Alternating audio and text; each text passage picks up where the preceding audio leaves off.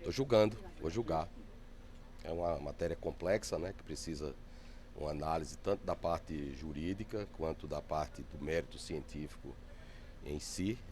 Foi um trabalho que foi elaborado pelos professores em apoio ao Ministério da Saúde e nós temos que tomar a melhor decisão. Eu tenho um prazo de 30 dias para julgar, prorrogável por mais 30 dias. Então eu vou utilizar o prazo que eu disponho para trazer uma resposta consistente que possa ser útil no enfrentamento à pandemia da Covid-19. Essa questão das diretrizes terapêuticas de qualquer doença e sobretudo da Covid, que há uma evolução, né? Por exemplo, há variantes, certos medicamentos agiam em relação à variante e não agem em relação a outras. Então a própria OMS define como o ideal seriam diretrizes vivas, não é?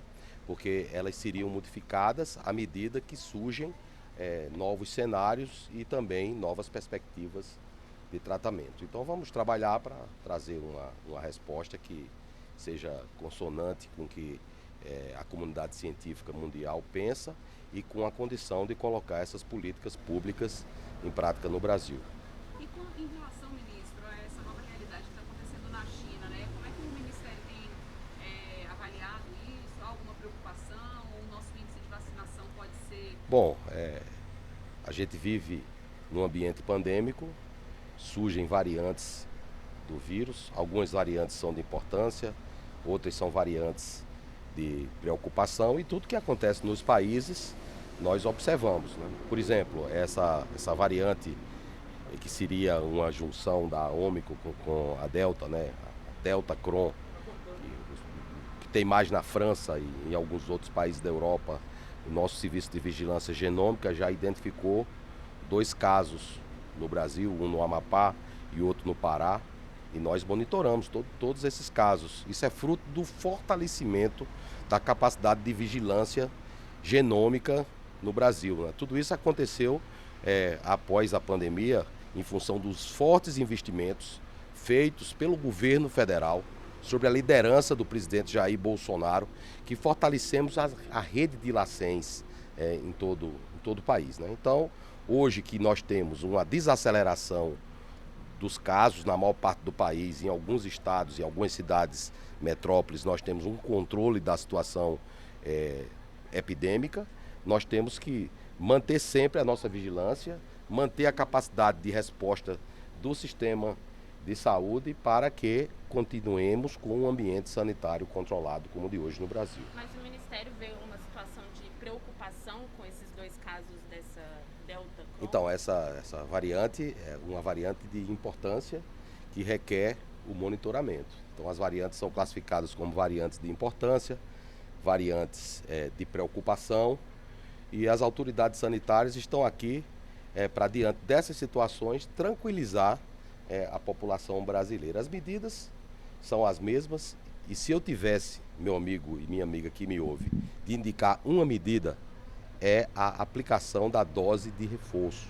Aplicar a dose de reforço é importante. Então, se você não tomou a dose de reforço, procure a unidade básica de saúde mais próxima de onde você mora. E lá as vacinas estão disponíveis para você. Agora, ministro, o senhor sempre falou que a região norte era uma região que preocupava, né? E historicamente, desde o início da pandemia, o que acontece? O que a gente viu? Sempre descendo, né? Do alto do mapa, descendo para o restante, né? Todos os casos.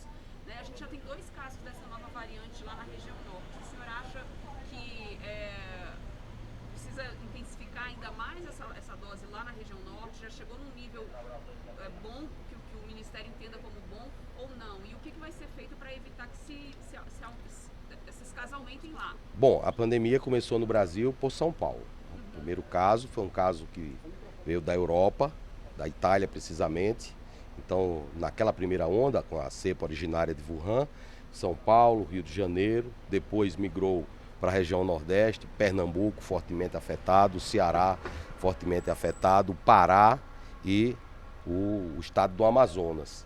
Na segunda onda, com a Gama, o que nós tivemos? Nós tivemos a região amazônica, como você falou, a região com a variante P1, que hoje é chamada Gama, e essa variante rapidamente se alastrou pelo país inteiro e foi a que criou mais problemas para nós, que nós tivemos mais casos, mais óbitos. Paulatinamente a campanha de vacinação foi progredindo, sobretudo depois do segundo trimestre do primeiro semestre de 2021, a nossa vacinação foi progredindo fortemente e aí surgiu a variante Gama, a variante Delta. A variante Delta foi detectada primeiramente no Maranhão e durante todo o período onde a variante Delta predominou, o que nós tivemos foi uma redução de casos e uma redução de óbitos. Com a Ômicron, que não afetou só o Brasil, afetou o mundo todo, o Brasil tem hoje uma queda dos casos, uma queda dos óbitos, e eu diria que não houve uma pressão sobre o sistema de saúde. Então, o raciocínio é o mesmo. E hoje a população brasileira confia muito no Sistema Único de Saúde. No passado havia críticas, porque tem fila, porque eu não consigo marcar uma consulta. Hoje não há nenhum brasileiro que duvide da importância do Sistema Único de Saúde, sobretudo em função da sua forte rede de atenção primária, né? São 48 mil unidades básicas de saúde, 53 mil equipes de saúde da família. E nas nossas salas de vacinação, todos os dias nós aplicamos vacina de maneira muito forte, né? Houve dias com mais de 2 milhões e 400 mil doses de vacina aplicadas na população brasileira. É por isso que os brasileiros confiam no Sistema Único de Saúde. E eu aqui como ministro estou aqui para transmitir uma palavra de confiança, de esperança e de fé, que juntos vamos conter a pandemia da Covid-19. Melhorou a vacinação lá, ministro? Melhorou sim, Raquel, melhorou sim a vacinação, porque há dois problemas. Um problema é a subnotificação, não é? Porque ainda nós não temos uma cobertura do Conect SUS no país inteiro. O governo Bolsonaro avançou bastante em relação ao Conect SUS. Então, às vezes, há demora na comunicação e, às vezes, há desafios geográficos. Vocês conhecem a região norte, o estado do Amazonas, que é aquela maravilha, mas há cidades que nós só conseguimos ter acesso através de barcos, de avião. Então, não é uma tarefa simples. Mas nós fizemos ações, você aqui frisou que eu tenho repetido de maneira reiterada, nós fizemos ações que culminou no aumento da vacinação. Ainda temos o estado de Roraima e o estado do Amapá, que tem uma cobertura mais baixa, mas vamos nos empenhar para ampliar essa cobertura e isso só vai ser possível com a conscientização da população brasileira. Veja o que disse o STF. O ministro Lewandowski, em decisão, diz que vacinas não podem ser forçadas. Todavia, a União, os estados e os municípios, eles podem adotar medidas para estimular a vacinação. Então, o ministro aqui falando e conclamando as pessoas para buscar as salas de vacinação é uma medida de indução da vacinação. As nossas campanhas publicitárias, vocês na mídia que alertam isso todos os dias, é por isso que o Brasil hoje é um case de sucesso no enfrentamento à pandemia da Covid-19. Não é só a palavra do ministro, é a escolha de todos os países da América, do Brasil, representar todos os países da América no organismo intergovernamental negociador do novo Tratado de Pandemias. Obrigado a vocês. Rapidamente, ministro, última pergunta em relação ao Amazonas. Ele é do Amazonas. Isso, eu vim aqui para poder até lhe conhecer melhor. Ministro, em relação ao Amazonas, está desobrigando o uso de máscaras em todo o estado, né? A partir de amanhã, em locais abertos. Eu acho que essa medida é importante lá para o estado? Então, o STF, através do ADPF, delegou a estados e municípios que, em função da situação epidemiológica, essa prerrogativa de maneira complementar à União, dispor a respeito do uso de máscaras. Não é obrigar as pessoas a não usar máscaras, é desobrigar o uso da máscara e isso depende do cenário epidemiológico. Então, fazer isso de forma inteligente. Então, por exemplo, nos hospitais, todos nós andávamos nos hospitais e andávamos sem máscara. Então, hoje, a gente está saindo, está desacelerando os casos. Então, chega no hospital, é recomendável usar máscara, por exemplo. Nós não vamos obrigar, mas é recomendável usar máscara. Pessoas que são imunocomprometidas, né? Então, indivíduos que fizeram um transplante. A gente antes sabia que o indivíduo fez transplante porque nós víamos, sobretudo quando eles estavam no hospital, esses indivíduos com máscaras, porque eles tomavam drogas imunossupressoras. Então, cada estado, cada município, conhecendo a sua realidade, em colaboração com o Ministério da Saúde, tem tomado essas medidas de flexibilização do uso de máscara. O presidente Rodrigo Pacheco ontem liberou o uso de máscaras no Senado Federal, né? Então, estamos avançando, pessoal.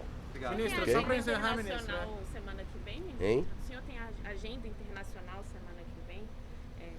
Eu não estou assim com a minha agenda toda aqui de cabeça, não. E onde- Mas e nós onde temos você vai agendas estar em outubro? internacionais. Em outubro? É. Eu não sei nem onde é que eu vou estar em abril, quanto mais em outubro. Vai ser o filho, né, ministro? Hã? Vai ser o filho do senhor. Com certeza eu estarei ajudando o presidente Bolsonaro, né? E hoje faz exatamente um ano que o presidente me convocou para cumprir essa missão.